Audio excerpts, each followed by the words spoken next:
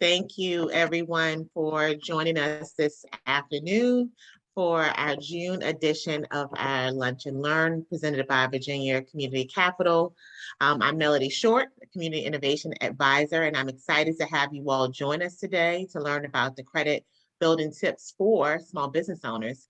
But before we get started, just wanted you to know for those that are joining us for the first time, we are slowly coming out of this pandemic, and at VCC, we realize that the impact of the pandemic on the credit scores of small business owners and our small business community was tremendous. And so we felt that it was important to remind you that credit can be restored, but also to bring in subject matter experts to give you tips on establishing a strong credit profile.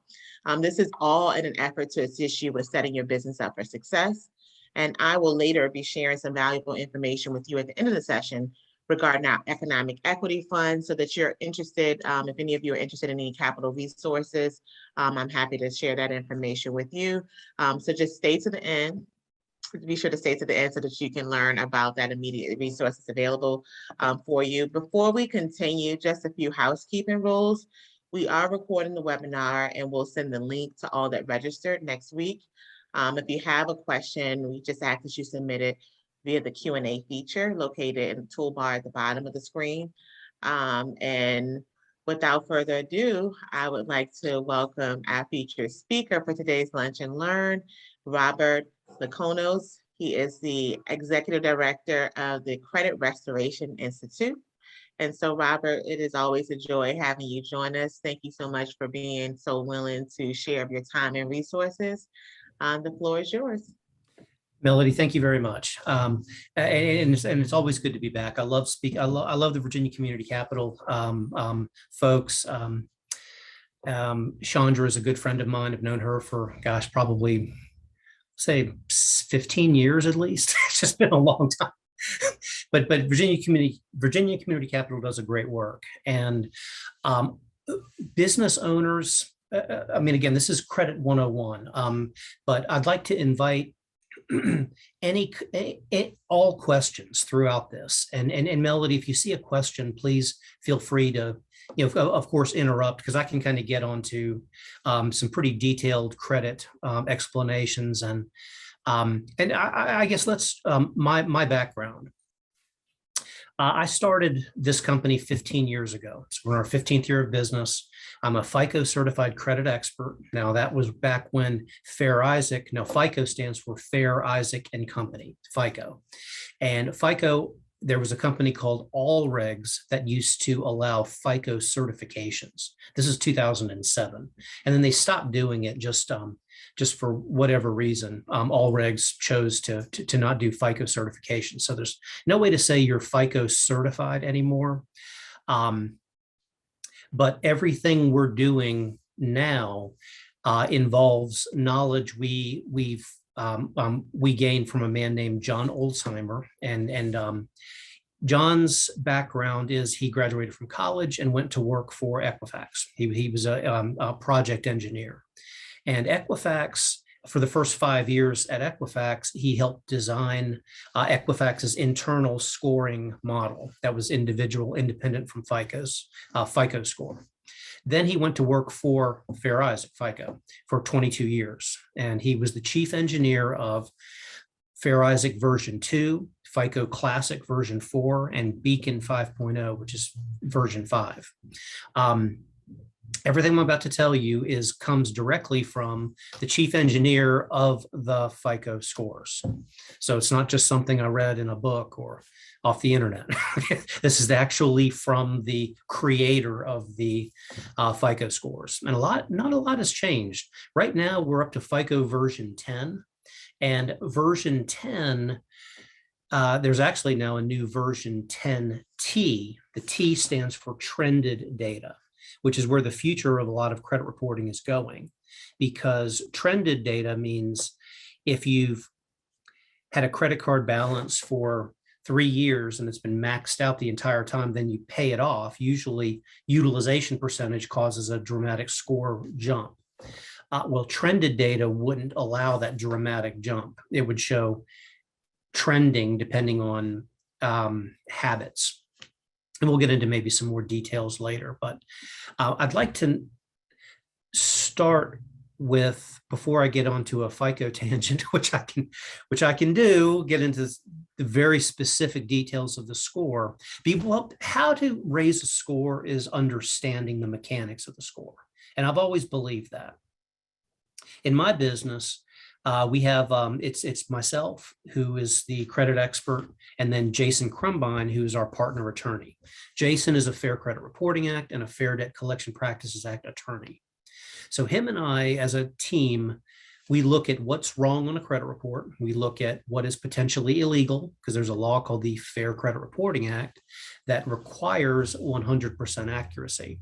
If anything's not 100% accurate, then it is potentially illegal by violating the Fair Credit Reporting Act. And so how credit repair works is there's no magic wand to just make things vanish if it's true, complete, and accurate. But there is the law that requires 100% accurate, 100% verifiable by the source that reported the data to the credit bureaus. And then it has to be within the statute of limitations, which is another big deal. When collection accounts do what we call re-aging, meaning they don't let either the statute of limitations even start by reporting charge off every single month for years, or the creditor shows an illegal last active date, such as June of 2022, without any corresponding history, they're just showing the last active date, then that's kind of where we get involved, and that's not accurate. It better be 100% accurate, verifiable within the statute of limitations. And we demand exactly these, and we enforce these three components of the Fair Credit Reporting Act. But back to business credit, because starting your business, everything has to kind of be in line right from the foundation. And I'll jump back to personal credit later on in this, but let's go into some business credit fundamentals, how to build business credit. I'm going to send everybody on this call all of the good initial business credit building lines that everyone can get started on. And I guess we'll just do, Melody, let me make sure. Are you guys seeing this PowerPoint? No. Okay. What do I need to do? Oh, share screen. Share screen. Mm-hmm. Yeah, I'm not the most technological. Oh, it's okay. We were just having a technology conversation. Which is why I asked Melody, you or Valerie, to help kind of keep me straight. Yeah, you're good. So we see the screen now, and then if you click at the right to the top, you should be able to see. Okay. You want to make it full screen.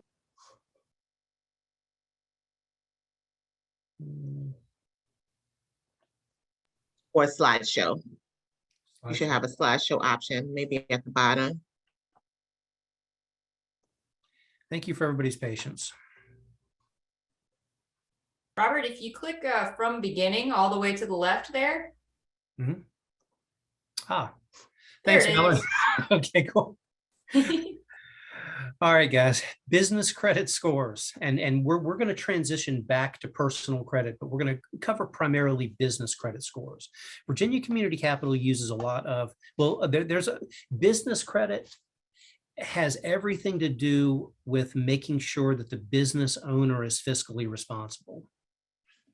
That's bottom line. And that's at every financial institution. But business credit scores look specifically at, they're in the business's name and employer identification number, EIN number, and the business builds its own credit profile independent of the business owner's personal credit. And this is another thing about business credit, why it's very important to have separately personal credit and business credit. With an established business credit score, the business will qualify for greater amounts of credit. That's just the bottom line. If you have a good business credit, that gives you additional options other than just what your personal credit will help the business qualify for. Let's see.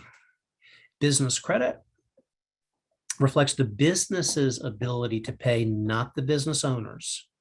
Since the business qualifies for credit, in some cases, there is no personal credit check required by the business owner. Now, this would directly mean some credit department store charge cards such as Best Buy or Costco, just as an example, and Sam's Club. Best Buy is underwritten by Synchrony Bank, and their business profile just got an update to where 2.5 years in business and what's called an 80 Paydex score with Dun & Bradstreet will help you get, and as long as the business credit profile is clean, you're able to get a business credit report or a business account with Best Buy. Sam's Club, it's also 2.5 years, except they require at least a 70 Paydex score.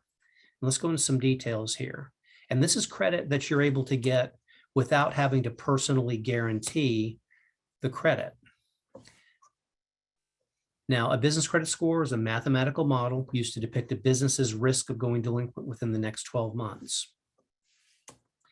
A consumer credit score, FICO or Vantage, is a mathematical model used to depict risk of a consumer going 90 days late on one or more accounts within the next 24 months. Now, that's an interesting, that was a mouthful there, but the FICO score predicts specifically the likelihood of default within the next 24 months. And so they use the previous 24 months as heavily weighted data to predict the next 24 months, even though data stays on the credit report for 7 years from the last active date. Now, a business score is specifically, like we said, just to depict the business's risk of going delinquent within the next 12 months. Now, Dun & Bradstreet. Dun & Bradstreet is the biggest and major business credit reporting agency. It's created in 1841, known as D&B, sometimes affectionately, sometimes not affectionately, but they have over 206 million records worldwide. And you have to have a DUNS number in order to do business with the state or federal government. Now, a lot of this is changing with the government wanting to make it a little easier to do business with the state or federal government. So they're not doing away with Dun & Bradstreet, but they're creating their own internal scores through SAMs. And if any of you do business with the state or federal government, you know what I'm talking about. And we can discuss how to do business with the state or federal government if anyone has any questions, because that's one of the reasons why we rebranded as a 501c3 nonprofit, is in order to do business with state and government agencies. Just kind of what we made the business decision almost 3 years ago. Now, Dun & Bradstreet. It's a big deal. 1962 is when the DUNS number was originally created. It was adopted by the US government in 1997 and linked to 200 some million businesses worldwide. It's actually a pretty huge it's the largest credit bureau, even larger than Equifax, Experian, or TransUnion, which is a big deal. Dun & Bradstreet. The credit score used in the business world is known as a Paydex score. The Paydex is D&B's unique dollar-weighted numerical indicator of how a firm has paid its bills over the past year, based on trade experience reported to Dun & Bradstreet by various vendors. Now, credit vendors report to Dun & Bradstreet as you wouldn't assume that they automatically report. Creditors usually don't report to Dun & Bradstreet because it's expensive to report to Dun & Bradstreet, up to $7 per trade reporting in some cases, if it's a smaller volume. Larger volume, it could be a little cheaper, but I haven't seen a dollar amount less than 14 cents per reported experience to Dun & Bradstreet, where it's fractions of a penny to Equifax, Experian, or TransUnion. And yes, the credit bureaus charge for businesses to report to them. In fact, business credit reports are no different from personal credit reports. Bureaus, the reports reflect consumer data, but the business credit bureaus, Dun & Bradstreet, Equifax Business, Experian Business, all have business data. They collect that data and then they sell that data in the form of credit reports to whoever wants to purchase them. The personal credit bureaus, Equifax, Experian, and TransUnion, collect all of our data, and then they sell that data to whoever wants to purchase the data. Now, there's laws regulating the personal credit reports where there isn't any Fair Credit Reporting Act style laws regulating business credit. So any business can purchase another business's credit report. For example, Costco can purchase Sam's Club's credit report or vice versa, which they do all the time, mainly to determine strategical decisions, such as who is now Sam's Club, what vendors are they now using, or what vendors did they recently stop using and why? And then they analyze that. And then that's how firms sometimes make their decisions based on what other similar companies are doing. But a credit score in the business world is only how a business has paid its bills over the previous year to predict the likelihood of default over the next year. How the business has paid its bills over the previous year. Now, there can be one vendor or there can be several hundred vendors. And it's funny, I've pulled, just as an experiment, when Dun & Bradstreet would give us, sometimes we get free access to business credit reports. And we would just pull reports at random, such as Microsoft as an example. Go ahead and pull Microsoft's credit report. It's got 700 or so vendor accounts. Why does Microsoft need that many vendor accounts? Or and the same with Sam's Club. Sam's Club's got 1,600 something vendor accounts. But that's how these large businesses work. They use receivables financing. They'll purchase large amount of goods and services to put in all their stores. And then it would either be on a net 30, net 45, net 60. That means a net 30 account means you get the goods and services and then you have 30 days to pay the bill. So Sam's Club looks at it as, all right, we have 30 days to go ahead and sell the inventory, and then we pay the original receipt, and then we keep the profit. It's kind of how that works. So businesses use business credit to make money. You can purchase goods and services in advance. You don't have a personal guarantee. I guarantee you, the Walton family is not co-signing for a pallet of whatever by whoever to put in their stores. It's directly through the business's credit. And that's one of the key things I want to point out to you. Business credit gives you additional options other than your personal guarantee, which is one of the most important things. Go ahead and Valerie, if you can, let's make sure I can come off of this, and let me go into, just want to go into some. Valerie, can you tell me if you're seeing this right here, or am I still on the PowerPoint? No, you're still on the PowerPoint. All right. Yeah, so what you want to do, Robert, is you can stop sharing. Okay. And then you're going to do a new share to share your web browser. I assume that's what you're trying to show. Perfect. Thank you. Uh-huh. Okay.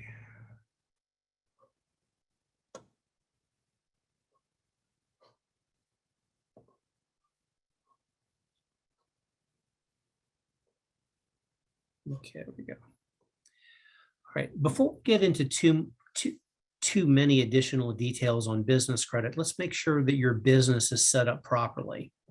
And because this was mentioning Business Credit 101, let's literally start at 101. Your fundability and how we teach businesses, this is just a snapshot of our business credit portal and how we teach businesses to become fundable. Yes, Virginia Community Capital has some fantastic fundability checklists, very similar to this, but I'd like to just go into the details just since you're on my webinar. Your business name, your business has to have a business name. And it's okay to start off right with Like, let's just say Robert Linkonis, sole proprietor, can be a business. I can go down to the county courthouse, get a $10 business license as a sole proprietor, and I'm in business. I've got a business license. I can do what I need and say I'm a licensed business. But to properly get funding, your business has to have a name that makes sense, that corresponds around your industry. As you're trying to grow to get funding through VCC or whoever, the name has to kind of make sense as far as if you're looking at big picture, what type of large amounts of credit eventually are you going to try to get. So you want to position the name properly in order to grow with the name. Your business address has to be, well, now it used to have to be exclusively a commercially zoned address, meaning you would do a virtual office if you didn't want to move physically into a space, or you would do some sort of the mailboxes, et cetera, or virtual offices that are mailbox oriented they really don't work anymore because the funding algorithms know that that's a mailbox. It's not, but a virtual office would work because it's in an office building, such as Regis as an example. But a business name, a business address, and the business entity are the three initial foundational points of starting a proper business. Your business entity, yes, you can be a sole proprietor, but you can't obtain any real amounts of business credit that you're not co-signing for unless you're a corporation. Now you have a couple of different types of corporations. You have called an LLC, which is the most common corporation. That means limited liability corporation. That's what LLC means, limited liability corporation. And you can start an LLC very easy. You would go to Virginia's State Corporation Commission, or just Google VA space SCC, and it should come right up. Go ahead and type in the name that you're wanting to incorporate under, and just make sure, see whoever else isn't using it. And then you can pay the $100 fee to create your LLC right there. And then it's coined and minted. Every year, you definitely have to put on your calendar. I would put December 1st is what we do for all of our businesses. December 1st, let's make sure that your annual $50 fee is paid so you don't lapse into default. And then you also have to do, well, the other type of corporation is an S corporation or the corresponding C corporation. An S corporation is a usual transition from LLC into a corporation that your accountant or CPA would advise you into going into. Usually as you're obtaining additional employees, you would look at moving to an S corporation for tax advantages or for tax strategies. But business entity, you have to be a corporation to get substantial amounts of business credit. And that's what I'm meaning, substantial amounts. The entity has to be active and in good standing at the time you apply for funding and capital. The business's EIN, employer identification number, if you're whichever state you're incorporating under, has to be filed properly. And again, back to business address. The business address has to match everything from where you're registering you as a corporation. The address has to be the same. Now back to the virtual part. Nowadays, or at least since COVID, a home address isn't necessarily a deal breaker for these automated approval and underwriting guidelines with creditors. And that's again back to what you want. You want the computer to approve you without any problems, rather than you having to call up and asking for a redecision or a rehash on what you initially got turned down for. So making sure the business name makes sense is to help you grow. The business address can be a home address. Entity must be an LLC at least if you want to get substantial amounts of business credit. The business that you registered your EIN number, the address has to match the State Corporation Commission filing and every other filing, such as licensing, which is another part. Business phone number. You need your own business phone number. And that could be going to any of the virtual, like Ring Central as an example. It's where I started. I started right when Ring Central came out. I think this was in 08, something like that. Still with them. You have to make sure your business is in the 411 listing, which could sound antiquated. Why 411 listing? Nobody calls 411. You just hit the thing on your phone and type it in, and all the search Google pop, you have everything you want. But the national 411 listing, the directory listing, if you, for example, go to Verizon and say, I want hardwired business phone at my place of business, then you are automatically listed in the 411 directory in a kind of a premium status, meaning you have hard phone at that business, meaning it's a guaranteed physical location of the business. I mean, you can't do any better than having Verizon or Comcast hook your phone line up at your place of business. It's a guaranteed, legitimate physical business location. And the reason why that's important is that, again, automated approval centers such as these credit cards that you're applying for in the business's name without you co-signing for it, want to make sure that, like Staples or Office Depot, Home Depot, anything that's Synchrony Bank or Citibank, all looks for making sure that business is a physical location, because they're not going to give you any substantial credit lines. Now, they might give you $500, but if you're wanting $5,000 or $10,000, the business has to be in a legitimate business location. So if it's a home phone, you want to make sure that even if you use Ring Central, that number is listed in the National 411 database. And you can go into just Google National 411 database, and there's several different ways that you can submit your number, and then go to an actual phone and click 411 and take whatever they charge you, the 50 cents or whatever, to do the 411, and make sure your business is listed in the National 411 directory. That's a very important point to getting substantial credit lines that's in your business's name without you personally guaranteeing it. Website and email. That's, again, another point when you're going for substantial amounts of business funding. Anything in the $20,000 to $50,000 range. You want a website. You want your website to make sense. You want it to look logical, because a funder is going to look through all of that when he or she is determining what they're going to give you. And then email should be, it's okay to use your, whatever you need to do now, but you always want to look and put it on the side burner, if not front burner, as once you get your website, whatever it is .com, you want your email to be firstname.lastname@yourwebsite.com. Whether you forward that to your Gmail or not, that's perfectly fine. But you want your website to be either first name at or first initial last name at, because it looks more professional as far as in the eyes of funders. Just looks more large, more professional. Business licenses, any applicable business license you need to have. Business bank account. Your business bank account, the address that's on it must match the address that's registered with the State Corporation Commission, must match the address that Dun & Bradstreet has for you, must match. All the business addresses must be the same. And if there's anything different, you need to change it.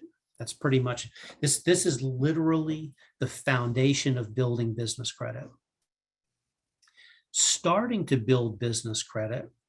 Now, this is, again, I'm going to give all of you on this call a copy of all of this so you can go through these creditors and then maybe just apply.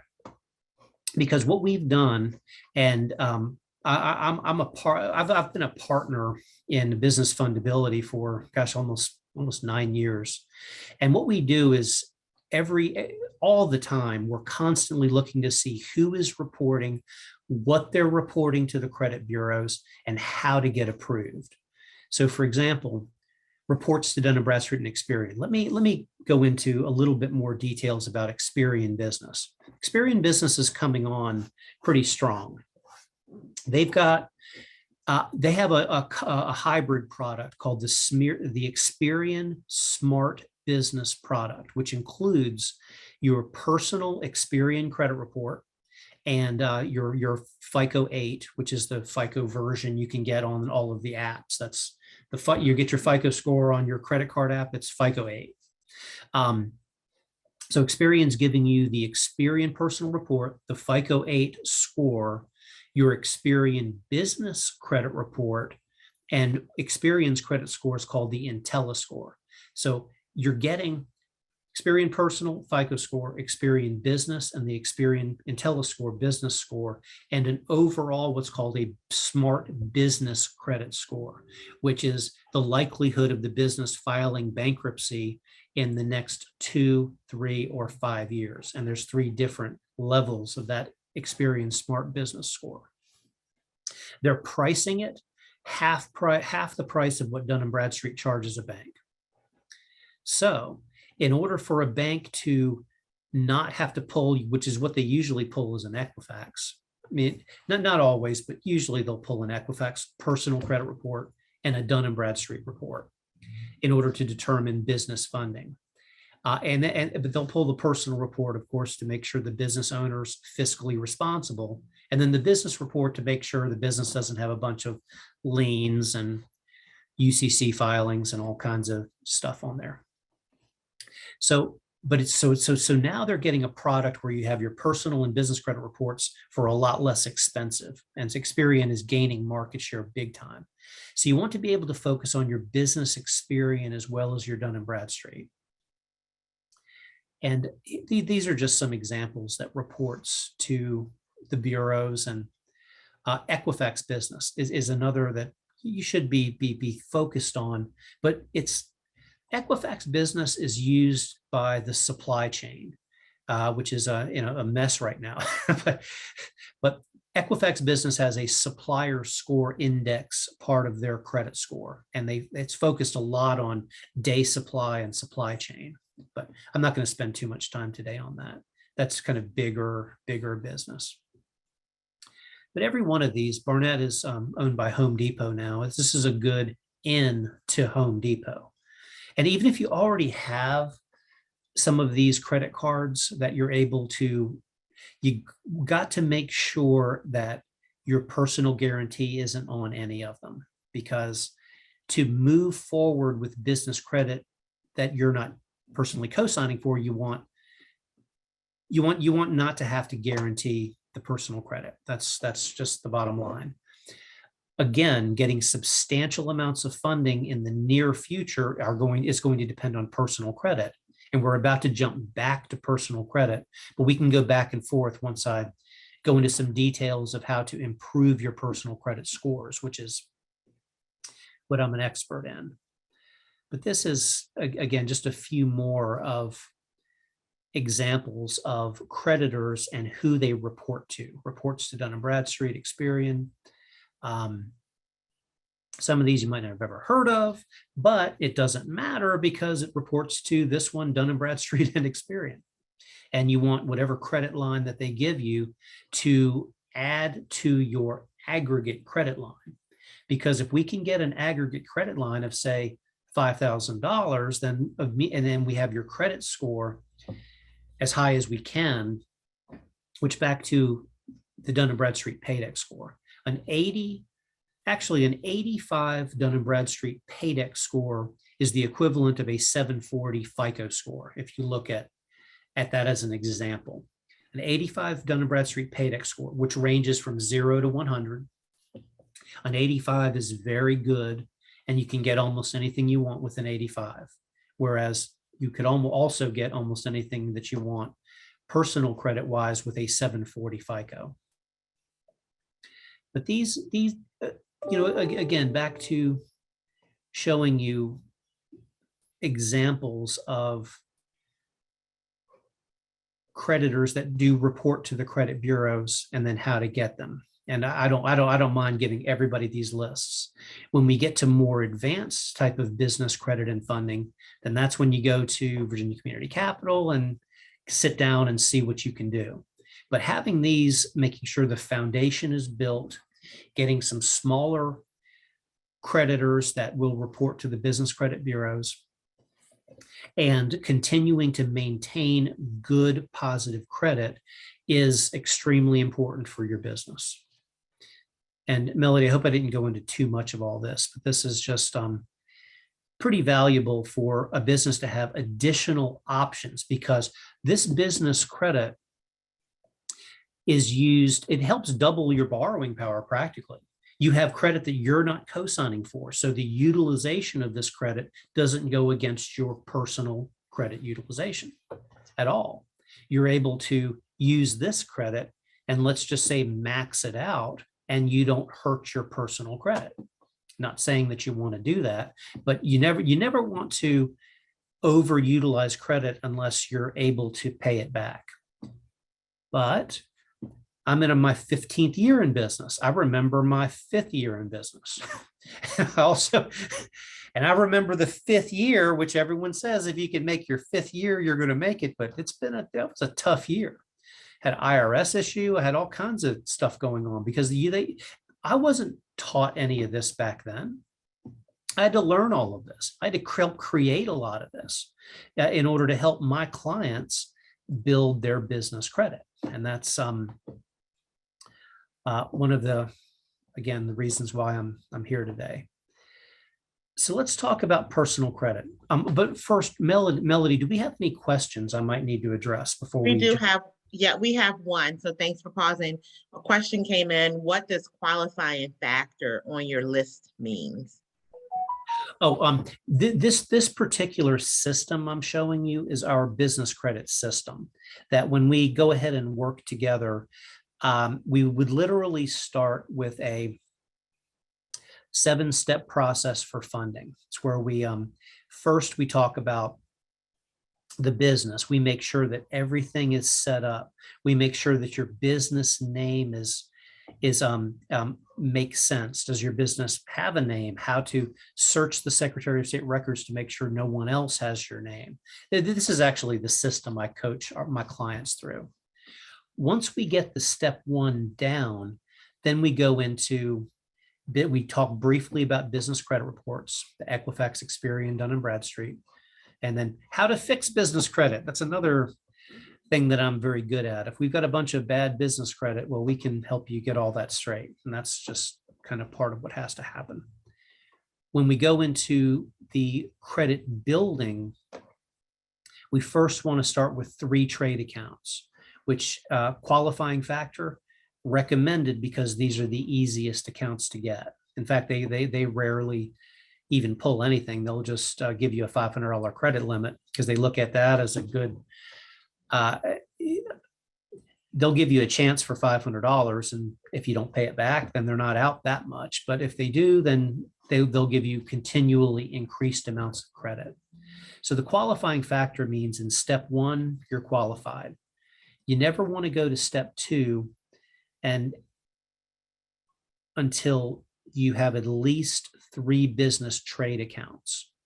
And the particular system I'm walking you through is a blank system. So you're still recommended in these here, but when we get down to some of these more difficult ones, the system's not going to let you get, I don't even want you to apply for anything unless we know that you're not going to get approved for it.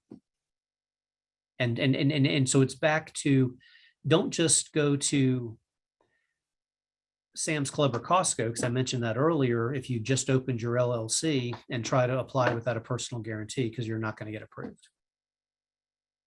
And so this particular system, I'm only showing you because the graphics, we did a whole reface on the graphics and it looks great. So not that I'm trying to sell anyone anything, which I'm not. This is all information. You can come sit down with me at any one of you at any time later. We can discuss any needs you have, but the purpose of today is just to give you a lot of really good information.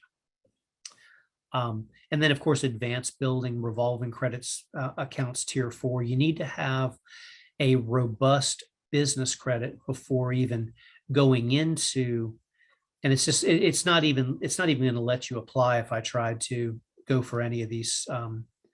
Actually, revolving accounts tier 4. Yeah.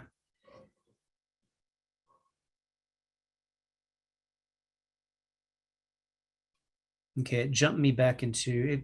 If we're jumping into 7, we're assuming you have 14 accounts. So anyway, I'll go into all of these with you if anyone would like to learn more about the system. That's kind of it for the system, because I don't want to go through details of what I can help you with. This isn't the point of this webinar. Now, personal credit. Let me find a graphic that I had saved. I believe it's on this next slide.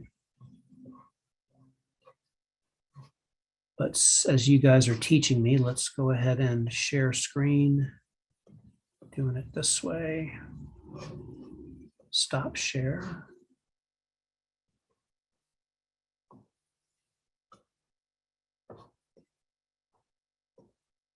All right. And then Valerie said from beginning, there we go. Thanks, you guys. Helping me get more technical proficient through this. If that's the slide you want, Robert, you can hit from current slide right next to from beginning. Perfect. Thank you. All right, let's go into some details of the FICO score. The FICO score has 5 major components, and this is everything that I'm telling you from John and his expert witness classes that, and I'm also not that it's a big deal, but I'm what would be considered an expert witness, in that if there is a illegal act on a credit report, such as a Fair Credit Reporting Act violation, I could help quantify actual damages as far as what would truly be the reasons for what we're asking for as monetary damages for the illegal act. And so a lot of that is based on interest rates are raising now, and interest rates will continue to raise slightly until inflation gets under control. It's just how economics works. And so interest rates rising means someone is not able to take advantage of an opportunity in the mortgage world. I just received notice from one of my major credit cards that the interest rate's going up. I try not to carry a balance on this card, or you pay the balance before the statement end date, which is another way to properly manage your credit cards. And I'll just get into the details of what I do. Look at at your credit cards. Look for when the statement ends, which is different from your payment due date. The statement end date will usually be around the first day of the month.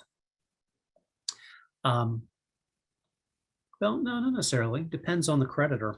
Could be a bunch of different days of the month, depending on who it is. But a lot of it's usually either the 1st or the 5th or the 10th, that type of thing. The statement end date is the balance that's on your accounts is what's reported to the credit bureaus when the statement ends. So you want to make sure your cards are paid down before that statement end date. So I set a reminder on my calendar for 3 days before. And the 3 days factors into weekends or holidays, because you don't want to see pay your credit card statement ends and it's a Sunday, or it's a holiday weekend and it's right in the middle of it.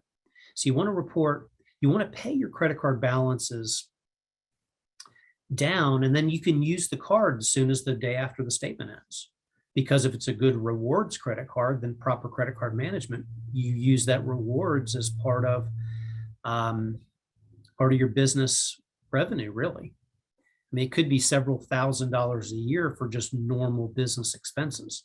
Now you see the commercials. Yeah, I got $50,000 using my smart credit card. Now that's industry that's on a little larger level, I think, than who's on this webinar. because I primarily help small businesses, help small businesses get from where they are to where they want to be. And my specialty is getting people approved for things, which I'm very excited about. But 35% of the FICO score factors into credit history. That's all of your credit history, positive, negative, all of your names or misspellings of names, inaccurate previous addresses. And that's another thing. Always look at your credit reports. You can get free ones through annualcreditreport.com. That's the website that FACTA, the Fair and Accurate Credit Transactions Act, mandated to give everyone free credit reports back in 2010. So you get free credit reports now. You can still get them weekly because we're still in a pandemic, hasn't officially ended yet. And look at your credit reports. If something is not accurate, if a misspelling of a name, if an address that you don't even recognize you've ever lived at shows up in the address section, then that's a sign of potential identity theft. So you'll want to look at the reports to see if there's any accounts that you don't recognize. So credit history, positive and negative, are 35%. Credit inquiries, 10% of the credit score. An inquiry is when a bank buys a copy of your credit report, is what an inquiry is. When a bank orders your report or, quote, pulls credit, they're buying a copy of your report anywhere from 0.05 cents up to a penny or so ish. That's just depending on volume. Bank of America buys over 1 million credit reports a day from the credit bureaus. It's a lot of credit reports. And so they qualify for volume discounts. Now, the credit bureaus collect our information and they sell our information. It's just how it is. We're their customer and their commodity. And so a credit bureau also doesn't particularly care whether the information that's on there is 100% accurate. And I'm saying this because I'm a credit expert and I've been fixing errors on credit reports for close to 30 years, been in business 15 years. And so I look at it always through the lens of the big machine, so to speak. And that's, again, why we're working with a lot of the organizations we work with in Virginia, because we're trying to help, because again, credit affects all of us. By not having good personal credit, you're not taking advantage of a lot of opportunities. Yes, business credit can help your business stand on its own, but it helps you to leverage and almost double your borrowing power at the very beginning stages of your business. But you're not going to get substantial amounts of business credit unless your personal credit is really good also, because everything's going to be looked at as a package once you're trying to obtain larger amounts of funding. So inquiries, an inquiry stage. I'm gonna jump in really quickly because I don't want the attendees to be shy. I feel like they're being shy. So if you can, again, because we will be wrapping up in about 6 minutes, I want to make sure you have the opportunity to ask any questions specific to your business or your personal needs by dropping your questions in the Q&A box. And if you drop it in the chat, that works as well. I'm happy to snatch it. But again, we thank you for taking time out of your schedule to join us. So I definitely don't want you to miss the opportunity to ask a question that, again, may be relevant to your business. Yeah, thank you, Melody. I'd lose track of time and I go off on tangents. But inquiries factor into 10% of the score. They come off after 2 years. You're allowed 2 per year as what would be considered normal uses of credit. So people just don't try to not ever use your credit. You can use credit up to 2 times per year per bureau, and it doesn't affect your score at all. Mix of credits, 10%. We won't go into too much detail because of time. Average age of credit is important, specifically because of the re-aging factor that a lot of creditors and collection agencies don't comply with. And we look at everything through the lens of what is illegal, because again, we're attorney-based and we're the anti-collection agency is a good term for what we are. Utilization ratio, 30% of the score. That's the percentage of revolving credit card utilization as compared to your credit limits. So when I mentioned earlier, business credit, you can max that out if you want to, because all a business score is how the business has paid its bills. There's no utilization percentage in the Dun & Bradstreet Paydex score or the Experian IntelliScore, but there very much is in the personal. The FICO score considers utilization percentage 30%, almost as much as the entire credit history, positive and negative. So maxing out a credit card, whether it's a $500 card or not, or a $50,000 card, dollar amount means nothing. It's just percentage of what you've used. And that's a big deal on your personal compared to your business as far as contrasting the two. Try to keep your credit scores down. Ideal target is 10% of your score. But the 30% threshold, going over 30% up to 50% utilization or half max, is slowly starts to hurt your credit score. Any specific questions on any of this?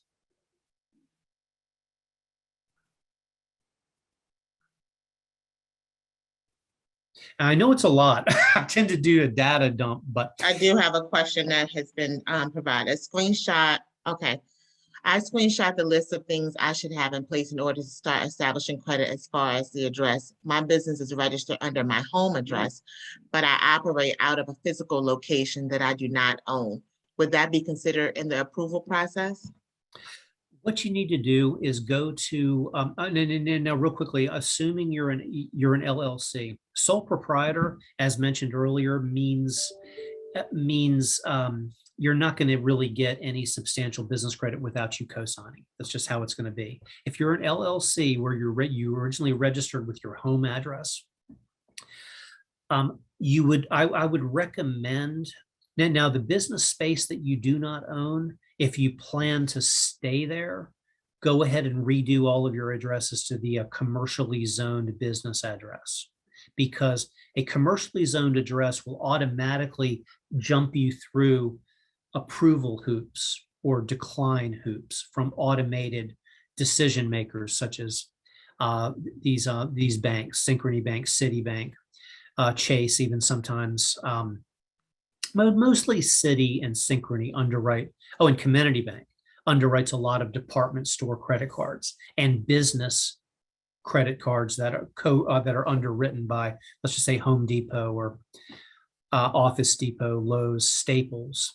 These types of cards that you don't want to have to co-sign for if you're a business. You want the addresses to be commercially zoned if possible. If it's a home address, have everything to do with the home address, because right now, because of COVID, a lot of people are doing home-based businesses, but the address has to match. If you have a physical storefront, use that physical storefront, because credit card merchant accounts, a lot of these banks will come, even if you use the little swipe things on the phone, some of them will send a representative to come visit you at your business just to check you out. And so you want to have the address you're doing business as, the same address as the county business license has you, the same address that the IRS thinks you're at, the same address the State Corporation Commission has you registered at. You want everything to be the same. Well, we thank you for that, Robert. I'm hopeful that that was helpful to everyone that's joining us. I am going to say again, thank you for the information share. We have come to the end of our time. So what this says, because it wasn't as many questions as typically there are, you did a fantastic job explaining in such a short window of time, what's important and resources that they can access. We are hopeful that you're leaving this Lunch and Learn feeling more empowered and confident so that you can begin implementing some of the credit building strategies offered today. At the beginning of the session, I mentioned sharing some information on capital resources that we have available at Virginia Community Capital. And so I'm not going to take too much of your time, but the Economic Equity Fund, which was a $10 million loan fund provided so that we can do low-cost financing for small business owners who are women and or Black, Indigenous, or people of color. disproportionately affected by the economic impact of the pandemic. And so we have secured some additional grant funding to support this program. And, you know, if you're interested, the funding, the capital can be used to for debt refinancing, business acquisition, equipment refinancing. I'm sorry, equipment financing, owner occupied real estate, working capital lines of credit. And so if you're interested, I'm going to drop my contact information in the chat. I welcome you to contact me directly. I'd love the opportunity to share more information with you on the Economic Equity Fund. This is resources, again, capital resources available through Virginia Community Capital, our local CDFI. It's very important that we all take advantage of the resources because they have been made available to us if you are in a position to do so. And so again, I am going to drop my email address in the chat. Definitely do not hesitate making contact with me to set up a time to learn more about the Economic Equity Fund. And again, we thank you for your time. I'm being slow trying to type in my email address. Thank you for joining us. And we hope that you will stay connected to Virginia Community Capital and all the resources that we have, both virtual resources as well as capital resources. Have a wonderful rest of your Wednesday, everybody. Thanks, guys.